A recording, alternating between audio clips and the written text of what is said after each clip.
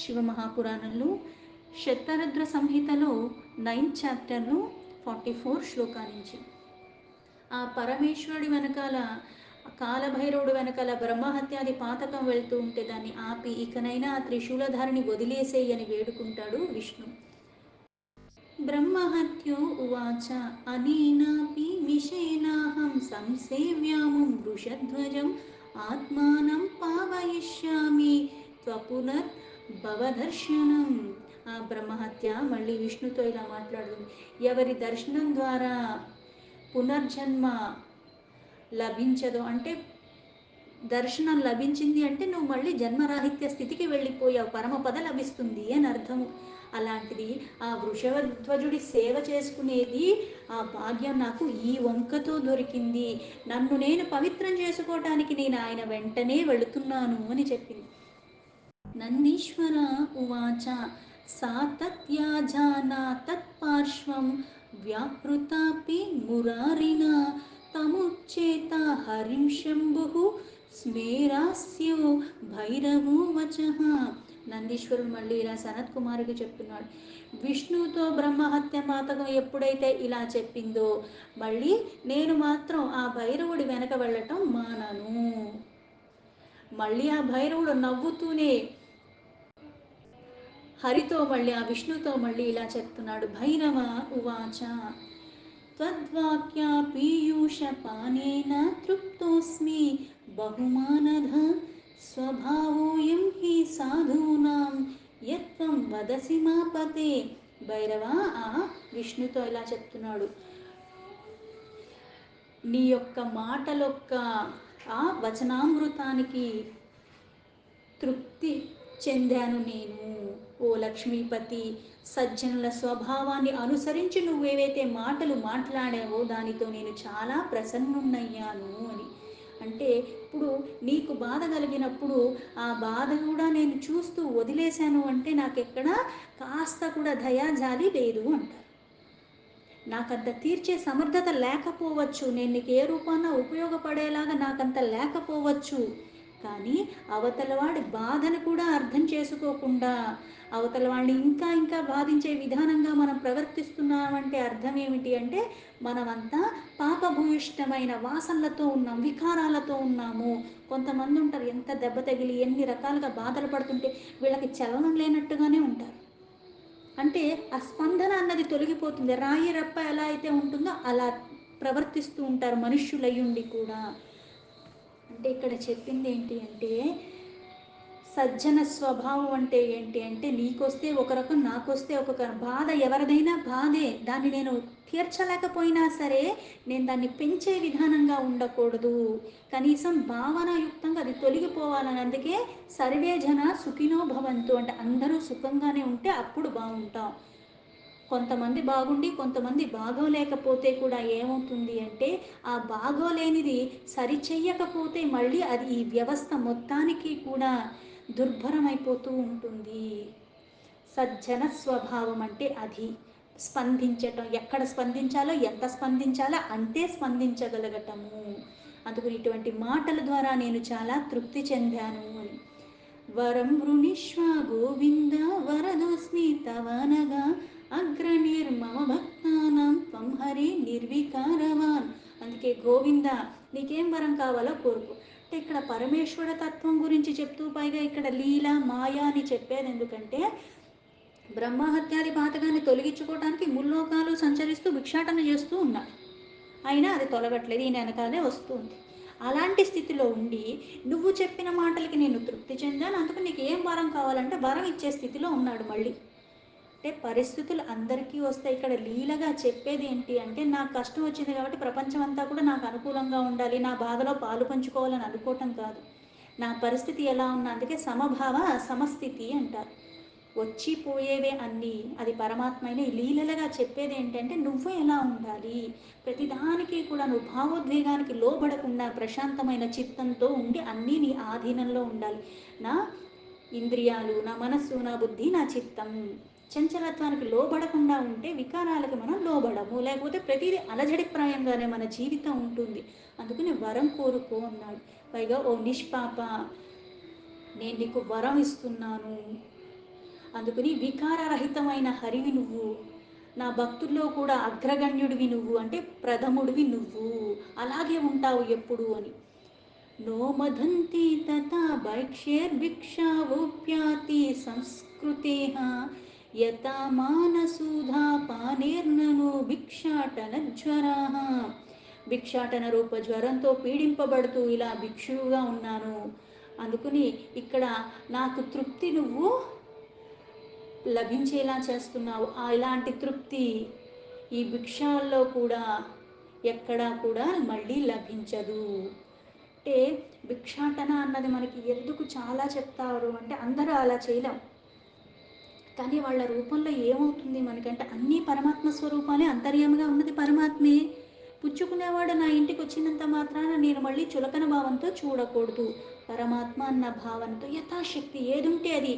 ఏం చేస్తాడు భిక్షాటంలో ఆయన పుచ్చుకుని అంటే, మన పాపాలు మన నుంచి తొలగించేస్తూ ఉన్నాడు కర్మల ద్వారానే.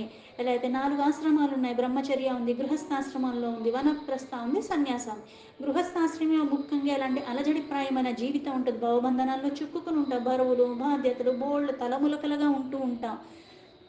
ఈ వీటి అన్నిటితో ఉంటూ ఉంటూ ఇట్లాంటివి మనం ఎప్పుడైతే మనం ఇస్తూ ఉంటామో దాని ద్వారా ఇవన్నీ తొలగించుకుంటూ ఉంటాము. అందుకు నాకు ఇట్లాంటి తృప్తి ఇంకా ఎక్కడ చాలా అరుదుగా వస్తుంది, కానీ ఇక్కడ నాకు దొరికింది. నందీశ్వర ఉవాచ ఇత్యాకార్య వచః శంభోర్భైరవస్య పరాత్మనః సుప్రసన్నతరో భూత్వా సమవోచన్ మహేశ్వరం. ఆ నందీశ్వరుడు మళ్ళీ సనత్ కుమార్కి ఇలా చెప్తున్నాడు. పరమాత్మ అయిన మహేశ్వరుడైన శంభుడు అవతారంలో ఉన్న ఈ భైరవుడు మాటలు విన్న తర్వాత ఆ విష్ణువు కూడా చాలా ఆనందంతో మళ్ళీ ఆ మహేశ్వరుడితో ఇలా చెప్తున్నాడు. విష్ణుర్ ఉవాచ ఏష ఏవ వరః శ్లోకజ్ఞో యదహం దేవతాధిపం పశ్యామి త్వం దేవదేవ మనోవాణి పతాతికం. విష్ణు మళ్ళీ ఆ భైరవుడితో ఇలా ఓ దేవదేవ, అంటే ఇంత కన్నా ఇంకా గొప్ప భాగ్యం ఏమిటంటే నీ మాటలకే నేను తృప్తి చెందానని, మళ్ళీ వరం ఏం కావాలో అని చెప్పి మళ్ళీ నా భక్తులందరిలోకి కూడా నువ్వు శ్రేష్టగా అగ్రభాగం, అంటే నువ్వే మొదటివాడిగా ఎప్పటికీ ఉండిపోతావు అన్నాడు. అందుకుని ఇక్కడ నా మనస్సు నా వాక్కు ఇవన్నీ కూడా నీ యొక్క దర్శనం చేత ఇప్పుడు నాకు ఇంకా వర్ణనాతీతమైన ఆనందాన్ని నేను పొందాను. అదప్రియం సుధా దృష్టిరనయామి మహోత్సవః అయంత్యానని దిలాభ్యేయం వీక్షణం హరతి సతాం. ఈ అమృతమయమైన మీ పూర్ణ దృష్టి నా మీద పడినంత మాత్రం చేతనే నాకు ఆనందం ఇంకా అవధులు దాటినట్టుగా ఉంది. సజ్జనుడికి ఇంతకన్నా ఏం కావాలి, దర్శన భాగ్యం, అలాగే ఆయన కృపాదృష్టి ప్రసరింపచేసేలాగా ఇంతకన్నా ఇంకా ఏముంటుంది గొప్ప నిధి, దీనితో సమానమైన నిధి ఇంకొకటి లేనే లేదు అని. అవియోగోస్తు మే దేవా త్వదంగాగ్రే యుగలేన వై ఏష ఏవ వరః శంభో నాణ్యం కజ్జిదా వృణోవరం. ఓ మహాదేవా, మీ చరణ కమలాలు వియోగం నాకు లభించకుండా ఉండాలి. అందుకే ఓ శంభు ఈ వరాన్ని నాకు ప్రసాదించ, అంటే నా భక్తి ఎప్పుడు నీ మీదే కుదురుకుని ఉండేలాగా ఉంచు, ఆ వరం నాకు ఇస్తే చాలు అని అడిగాడు. శ్రీ భైరవ ఉవాచ ఏవం భవతు తే తాత యత్వోక్తం మహామతే సర్వేషామపి దేవానాం వరదస్త్వం భవిష్యసి. ఆ భైరవుడు విష్ణుతో మళ్ళీ ఇలా చెప్తున్నాడు. ఓ మహామతే, నువ్వు ఎలా అయితే అడిగావో అలానే జరుగుతుంది. సకల దేవతలు కూడా వరాలు ఇచ్చే స్థితిలో నువ్వు ఉంటావు. నందీశ్వర ఉవాచ అనుగృహీతు దైత్యారిం కేద్రాద్రి భువనేచరం బేజే అవిముక్త నగరిం నామ్నా వారణాసిం పురిం. ఆ నందీశ్వరుడు మళ్ళీ ఇలా చెప్తున్నాడు. భువనాల సహితంగా కేంద్ర బిందువుగా ఎలా అయితే సుమేరు పర్వతం ఉందో, అలాగే దైత్య శత్రువు ఆ విష్ణువు కూడా అనుగ్రహం లభించిన విముక్తి నగరిగా ఆ వారణాసి పురంలోనే అక్కడికి వెళ్ళి ఉన్నాయి. ఎందుకు? నీ చరణ కమనాల నుంచి వియోగం నాకు లభించకూడదు అన్నాడు. అందుకని వియోగం లభించకూడదు అంటే ఎక్కడుండాలి? ఆ పరమేశ్వరు యొక్క సాన్నిధ్యంలోనే ఉండాలి. అందుకని అన్నిటికీ కేంద్ర బిందువు ఏది అంటారు? అందుకే మనకి లలితా సహస్రనామంలో సుమేరు శృంగ మధ్యస్థ అని, శ్రీమన్నగర నాయిక అని, ఈ సుమేరు పర్వతము అని మధ్య భాగం అంటారు. అలాగే విష్ణువు కూడా ఆ అనుగ్రహం వల్ల అక్కడ ఆ భైరవుడి యొక్క వారణాసిపురంలో వెళ్ళి అక్కడ నివసించాడు. క్షేత్రే ప్రవిష్ట మాత్రేత భైరవే భీషణకృతో హాహేత్యుక్త్వా బ్రహ్మహత్య పాతాళం చావిశత్తథా. భయంకరమైన ఆకృతితో ఆ భైరవుడు ఉన్న క్షేత్రంలో ప్రవేశించిన తర్వాత, అంటే అక్కడ ఎప్పుడైతే భైరవుడు వారణాసి క్షేత్రంలో ప్రవేశించినంత మాత్రం చేత ఆ బ్రహ్మహత్య పాతకం ఏదైతే ఆయన వెనకాలే వస్తుంది, అది హాహాకారాలు చేస్తూ పాతాళానికి వెళ్ళిపోయింది. కపాలం బ్రాహ్మణ సద్యో భైరవస్య కరాంబుజా పపాద్భువి తత్తీర్థ మద్ భూత్కాపాల మోచనం. ఏదైతే బ్రహ్మశిరస్సు పట్టుకుని ఉన్నాడో ఆ సమయంలో ఆ భైరవుడు యొక్క చేతుల్లోంచి ఆ కపాలం భూమి మీద పడిపోయింది. అందుకే అప్పటి నుంచి ఆ క్షేత్రం పేరు ఏంటి అంటే కపాల మోచన అన్న నామంతో ప్రసిద్ధి చెందింది.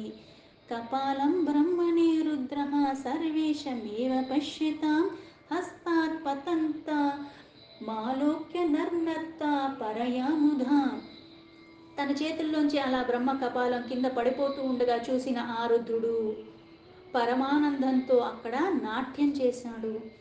అంటే వదిలించుకున్నప్పుడు మానవ మాత్రులైన మనం అంత ఆనందాన్ని వ్యక్తపరచడంలో అర్థం ఉంది. ఇక్కడ పోషింపబడేది పరమాత్మలోనే, మనం పుట్టేది ఆ పరమాత్మలోనే, మళ్ళీ లయం అయిపోయేది అక్కడే. అంటే అవ్యక్తంగా ఉన్న పరమాత్మ అందులోనే ఇవన్నీ జరుగుతున్నా అందులోంచి వ్యక్తమవుతున్నాయి, మళ్ళీ అందులోకే వెళ్ళిపోతున్నాం. ఇది పరమ సత్యం. అయితే ఇక్కడ బ్రహ్మహత్యం నుంచి తను వదిలించుకోగలిగాడన్న ఆనందంలో కాదు. ఇక్కడ ఏం చేస్తున్నాడు? సర్వపాపహరి అంట, అంటే అందరి పాపాలు తొలగించగలిగినవాడు. అన్నీ తొలగించేలాగా అది తొలగిపోతూ ఉన్నప్పటికీ ఇప్పుడు మనకు ఆనందం వస్తుంది. కొన్ని మనకి దూరం అయిపోతే మంచిది అని, కొన్ని మనకు కావాలి కాబట్టి అవి దగ్గర అయితే ఇంకో ఆనందం వస్తూ ఉంటుంది. ఇక్కడ ఆ భేదం కాదు. ఇది సచ్చిత్ ఆనంద స్వరూపము. పరమ సత్యమైన వాడు పరమ ఆనందంలో అక్కడ నాట్యం చేస్తున్న ఎవరు చేస్తున్నాడు? ఎప్పుడూ ఆనందంలో ఉండే ఆ పరమాత్మ. విదేహ కపాల నాముచ్చత్కరమత్యంత దుస్సహం పరస్య భ్రమతః క్వాపి తత్కాశయాం క్షణతో అపతత. అత్యంత దుస్సహమైన ఆ బ్రహ్మ యొక్క శిరస్సు ఏదైతే కపాలం ఉన్నదో అది కిందైతే పడిపోయింది. అది ఏం చేస్తుంది? అన్ని క్షేత్రాల్లో భ్రమణ తిరుగుతూ అక్కడ పడిపోయింది. అంటే ఇక్కడ ఎక్కడికైతే ఈయన వెళ్ళాడో అన్ని క్షేత్రాల్లో దానికి దర్శనం కూడా అయ్యింది, అన్ని క్షేత్రాలకి వెళ్ళింది, అప్పుడు దాకా కింద పడలేదు. కానీ ఇక్కడికి వచ్చాక ఈ క్షేత్రంలోనే వారణాసి దగ్గరికి వచ్చాక అందుకని కపాలం అన్నది అయ్యింది, అక్కడే పడింది. శూలినో బ్రాహ్మణో హత్య నాపేతి స్మా ఛాయా క్వచిత్ సాకాశయం క్షణతో నష్ట తస్మాత్ సేయాహి కాశిక. లీలగా ఇక్కడ చెప్పేది ఏంటి అంటే, ఏ క్షేత్రానికి వెళ్ళినా సరే క్షేత్రానికి వెళ్ళిన ఫలితం దానికి ఉన్న ప్రాముఖ్యత వల్ల కొంచెం తొలగిపోతాయి, కానీ ఇక్కడికి రాగలిగితే ఇక్కడికి వెళ్ళగలిగితే అక్కడ వదలలేనిది తొలగలేనిదంటూ ఏదీ లేదు అన్న భావన. ఆ కాశీ క్షణమాత్రంలోనే అవన్నీ మనకి పర్వత రాశిలాగా అంతంత ఉన్నవి కూడా తొలగిపోతూ ఉంటాయి. త్రిశూలధారి అయిన పరమేశ్వరుడు దాన్ని తీసేస్తాడు. అందుకే క్షణంలో అది అక్కడి నుంచి తొలగిపోతూ ఉంటుంది. అందుకే కాశీ నామాన్ని స్మరించినా సరే మనకి పుణ్యప్రదము అంటారు. దాన్ని ఆ భక్తి భావనతో వెళ్ళగలిగితే అక్కడ జరిగిన లీలల గురించి కానీ ఆ పరమాత్మ యొక్క స్మరణ కానీ త్రికరణ శుద్ధిగా చెయ్యగలిగితే ఎటువంటి పాపరాశి అయినా సరే క్షణమాత్రంలో తొలగిపోతూ ఉంటుంది. కపాలమోచనం కాశ్యామ్యః స్మరేతీర్థముత్తమం ఇహాన్యత్రాపి యత్పాపం క్షిప్రం తస్య ప్రణశ్యతి. ఎవరైతే ఆ కాశీలో కపాలమోచన అన్న ఉత్తమమైన తీర్థాన్ని దగ్గరికి స్మరిస్తున్నారో ఆ స్మరించినంత పాపం అన్నది అంటే స్మరించినంత చేత ఏమవుతుంది, ఎటువంటి మహాపాపాలు మనం చేసున్నప్పటికీ కూడా అటువంటివన్నీ నశించిపోతాయి తత్కాలం. ఇట్లా స్మరించు భక్తిభావంతో అట్లా తొలగిపోతాయి అని. భక్తి ఎలా అయితే శ్రద్ధ ఆ రెండు ఉంటేనే ఇది సాధ్యమవుతుంది. అగత్య తీర్థప్రవరే స్నానం కృత్వా విధానతః తర్పయిత్వా పితృన్ దేవాన్ ముచ్చేత బ్రహ్మహత్యయ. అలాగే కాశీక్షేత్రంలో ఎలా అయితే మనం పితృలకి తర్పణలు ఇస్తూ ఉంటాము, ఇటువంటి పుణ్యప్రదమైన శ్రేష్టమైన తీర్థంలో అక్కడికి వెళ్ళగలిగితే, అంటే స్మరిస్తేనే పోతున్నాయి, అక్కడికి నువ్వు నిజంగా వెళ్ళగలిగితే విధి విధానాన్ని అనుసరించి స్నానం చేసి దేవతలకి పితృలకి తర్పణ కూడా చేస్తే ఇటువంటివన్నీ తొలగిపోతాయి. అది బ్రహ్మహత్య, అది పాతకమైనా సరే తొలగిపోతుంది. కపాలమోచనం తీర్థం పురస్కృత్వా తు భైరవః తత్రైవ తస్థో భక్తానాం భక్షయన్నగ సంతతిం. ఆ కపాలమోచన అన్న నామ తీర్థంలో అక్కడ భైరవుడు భక్తుల పాపాల యొక్క సమూహాన్ని భక్షించేస్తాడు, తొలగించేస్తూ ఉంటాడు. అందుకే అక్కడ ఎప్పుడు కాలభైరవుడు విరాజమానుడిగా ఉంటాడు. కృష్ణాష్టమ్యా తు మార్గస్య మాసస్య పరమేశ్వరః ఆవిర్బభూవ సల్లీలో భైరవాత్మ సతాం ప్రియః. ఈ లీలా విశారదైన పరమేశ్వరుడు సజ్జనులకి ప్రియమైనవాడు. అలాగే భైరవ రూపంలో భైరవాత్మ పరమేశ్వరుడు కూడా ఈ మార్గశీర్ష మాసంలో కృష్ణపక్షంలో అష్టమి తిథి అక్కడ ఆవిర్భూతి చెందినాడు.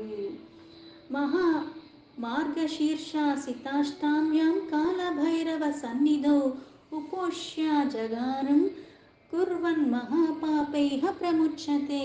అలాగే ఎవరైతే మార్గశీర్ష మాసంలో కృష్ణపక్షంలో అష్టమి తిథి రోజు కాలభైరుడు యొక్క సాన్నిధ్యంలో ఉపవాసం చేసి జాగరణ చేస్తారో ఎటువంటి మహాపాపాలైనా సరే వాటి నుంచి ముక్తి వాళ్ళు పొందుతారు. అన్యత్రాపి నరో భక్త్యా తదవ్రతం యః కరిష్యతి సా జగారం మహాపాపైర్ముక్తో యాస్యతి సద్గతిం. ఎవరైతే అత్యంత భక్తిపూర్వకంగా జాగరణ కూడా చేస్తారో ఆ వ్రతం చేసిన కారణంగా మహాపాపాల నుంచి విముక్తి లభిస్తుంది, సద్గతి వాళ్ళకి లభిస్తుంది. అనేక జన్మ నియుక్తైర్యుక్తం జంతుభిస్వఘమా తత్సర్వం విలయం యాతి కాలభైరవ దర్శనాత్. కాలభైరవ భక్తానాం పాతకాని కరోతి యః సమూఢో దుఃఖితో భూత్వా పునర్దుర్గతి మాప్నుయాత్. ఏ ప్రాణి ద్వారా అంటే ఎన్నో జన్మలు, ఇప్పుడు మనుషులాగా పుట్టాలని కాదు కదా, కొన్ని లక్షల జీవరాశులు ఉన్నాయి, ఏదో ఒక రూపంలో పుడుతూనే ఉంటాం మనకి ఆ పరంపదం లభించేదాకా. ఈ జనన మరణాల చక్రాల్లో భ్రమిస్తూ భ్రమిస్తూ ఎన్నో జన్మలు మనం తీసుకుంటూనే ఉన్నాం, పాపాలు చేస్తూనే ఉన్నాము. అందుకని ఏ అవతారంలో ఉన్న ఆ పరమాత్మ అయితే అందరికీ ఆధారమై ఉన్నాడో, అవతారానికి పరమంగా ఉన్న ఆ పరమాత్మను నువ్వు ఎప్పుడైతే భక్తి భావనతో అక్కడికి వెళ్ళగలిగితే, ఆయన్ని స్మరించి ఆ భక్తి భావంతో అక్కడ నువ్వు చెయ్యగలిగితే ఏమవుతుంది అంటే, ఆ కాలభైరుడు దర్శనం చేసినంత మాత్రాన ఎప్పటి నుంచో చేస్తున్న పాపాలు, ఎన్నో జన్మల నుంచి చేస్తున్న పాపాలన్నీ కూడా ఆయన దర్శనం మాత్రం చేతనే వాటి నుంచి నీకు విముక్తి కలుగుతుంది. కాలభైరవుడు ఎప్పుడూ కూడా భక్తుల యొక్క అపరాధాల్ని తొలగిస్తూ ఉంటాడు. అలాగే మూర్ఖంతో దుఃఖాన్ని పెంచుకున్న మనకంతా కూడా దుర్గతి లభించకుండా చేస్తూ ఉంటాడంటే, అక్కడికి వెళ్ళి కూడా ఆయన దర్శనం చేసుకోకుండా ఎవరు ఉంటారో వాళ్ళకేమవుతుంది, మళ్ళీ దుర్గతి పాలే అవుతారు. భక్తుల యొక్క అపరాధాలను తొలగించగలిగిన వాడు, పాతకాలన్నీ కూడా తొలగించగలిగిన వాడు. దుర్గతి ఎవరికి లభిస్తుంది అంటే సద్గతి ఎవరికి అన్నది మహాపాపాల నుంచి ముక్తి లభించిన వాళ్ళకి. ఆ మహాపాపాలు ఎలా ముక్తి లభిస్తున్నాయి, అక్కడికి వెళ్ళి ఉపవాసం చేసి జాగరణ చేసి ఆ పరమాత్మకు భక్తి భావనతో పూజించుకున్న వాళ్ళకి. అది చెయ్యని వాళ్ళకి మళ్ళీ మళ్ళీ దుర్గతిలే లభిస్తాయి.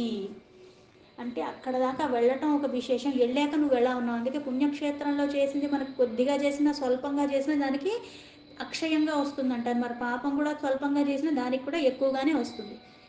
చేసింది తొలగించుకోవడానికి అక్కడికి వెళ్తున్నాను, మళ్ళీ కొత్త చెయ్యకుండా ఉండటం కూడా నాకు ఆ జ్ఞానం ఉండాలి.